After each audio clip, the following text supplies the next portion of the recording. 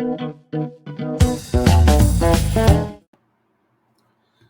Friends, एक बार फिर से स्वागत है मेरे इस चैनल मिंटिंग मनी में। और आज जो हम बात करने वाले हैं वो बहुत ही इम्पोर्टेंट है सारे ट्रेडर्स, इन्वेस्टर्स और सारे लोग जो लोग स्टॉक मार्केट में पैसा इन्वेस्टेड रखे हैं या जो लोग मार्केट्स में काम करते हैं। सेबी ने कुछ नया सर्कुलर निकाला है जिसके बारे में अभी तक सब लोगों को पता नहीं है, और मुझे लगा कि ये आप लोगों को बताना बहुत ज़रूरी होगा, क्योंकि जब ये सर्कुलर एक्ट होगा या इसके ऊपर जब काम होना शुरू होगा तब उस समय पे हो सकता है कि थोड़ा सा हैफेजर्ड हो जाए, लोगों को समझने में परेशानी हो। तो इसीलिए मैं कोशिश कर रहा हूँ कि आप लोगों को इसके बारे में जो भी इंफॉर्मेशन है वो आपको मैं एडवांस में दे सकूँ। ये वीडियो को पूरा देखिएगा और सर्कुलर को बहुत अच्छे से और बहुत ध्यान से सुनिएगा। हो सकता है कि कुछ कन्फ्यूज़न हो। अगर ऐसा कोई भी केस हुआ जहाँ पर कोई कन्फ्यूज़न होगा, तो प्लीज़ नीचे जो व्हाट्सएप नंबर दिया हुआ रहेगा आपको डिस्क्रिप्शन बॉक्स में, उस पे मुझे फ़ोन कर लीजिए, मुझे मैसेज कर लीजिए और उसको समझने का कोशिश करिए। बहुत इम्पोर्टेंट फैक्टर्स हैं, जितना भी जो भी चेंजेस सेबी ने लाया है, कुछ एप्लीकेबल हो चुके हैं, कुछ एप्लीकेबल होने वाले हैं और कुछ नेक्स्ट मंथ से एप्लीकेबल हो जाएंगे फ्रॉम अगस्त से। देखते हैं ये क्या क्या सर्कुलर में चेंजेस आया है। Let's start.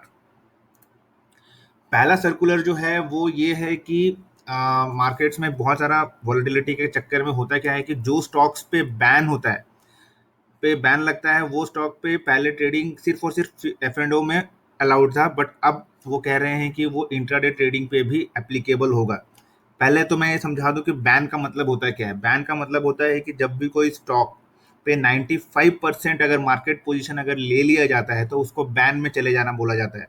जब स्टॉक बैन में होता है तो वहां पर जिसका भी पोजीशन फ्यूचर एंड ऑप्शंस में था, वो क्या कर सकते थे कि उस पे वो नया पोजीशन नहीं बना सकते हैं। अगर आपके पास में कोई भी फ्यूचर्स है, कॉल है, पुट है, तो जिस दिन वो बैन में रहेगा आप उस दिन उसको बेच सकते हो, बट आप उसको नया पोजीशन नहीं बना सकते हो।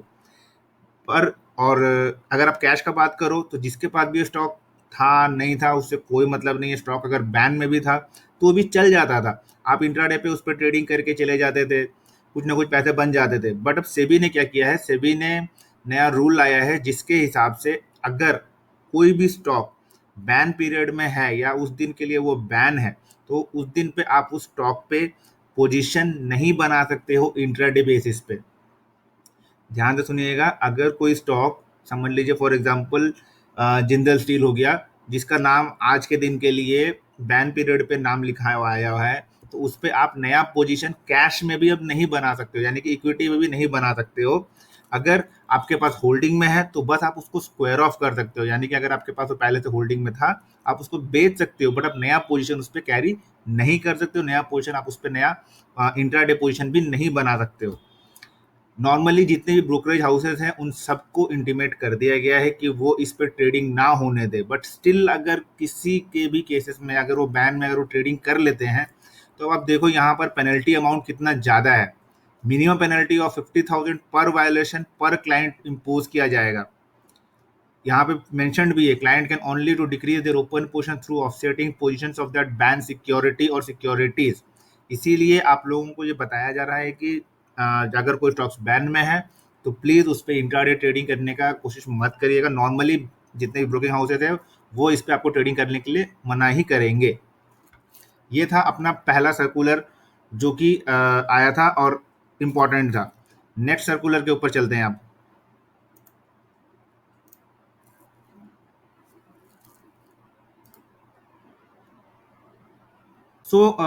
दूसरा सर्कुलर जो है ये सारे इन्वेस्टर्स के लिए है।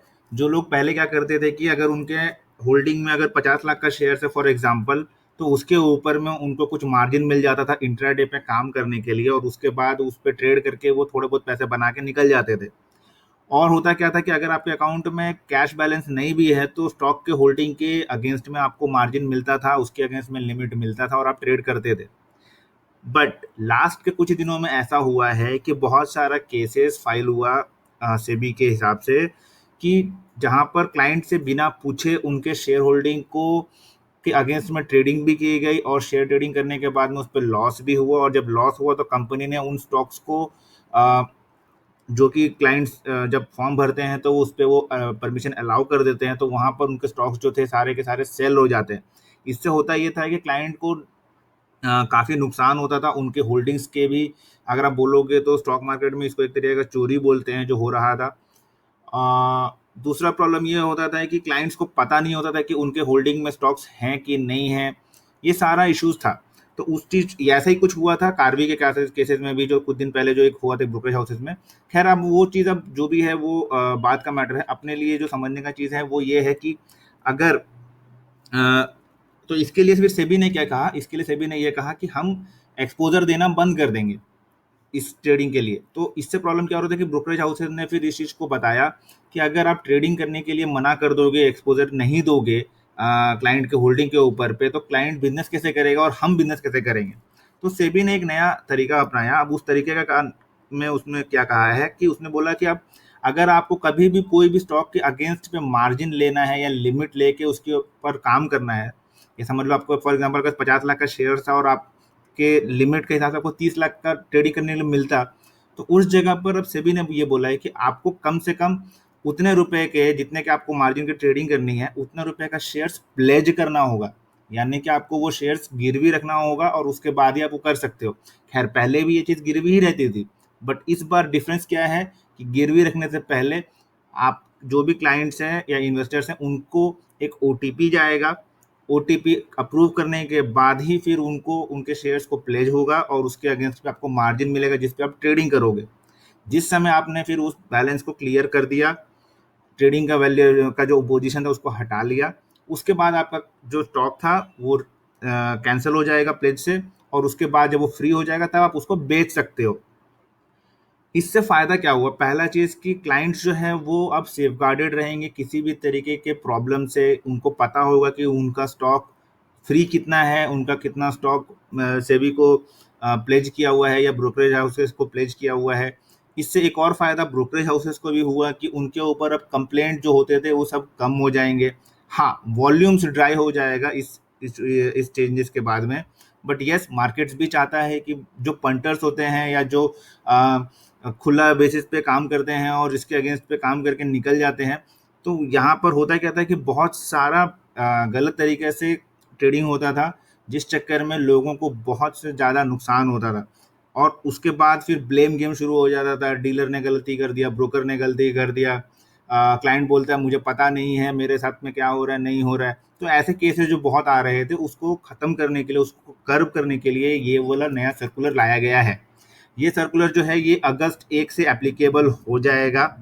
सो आप लोगों को थोड़ा सा मेहनत करना पड़ेगा, जितने भी इन्वेस्टर्स हैं जिनके अगेंस्ट में स्टॉक के अगेंस्ट में अगर आप ट्रेडिंग करते हो, तो अब आपको ओटीपी हमेशा जब भी आपको ट्रेड करना है तो आपको ओटीपी अपने डीलर को या ब्रोकर को शेयर करना होगा, तभी जाके आप उसके ऊपर में लिमिट लेके काम कर सकते हो। थर्ड सर्कुलर जो है वो कुछ ज़्यादा इम्पोर्टेंट नहीं है, बट स्टिल जो कि अब सर्कुलर है तो आपको पता होना चाहिए।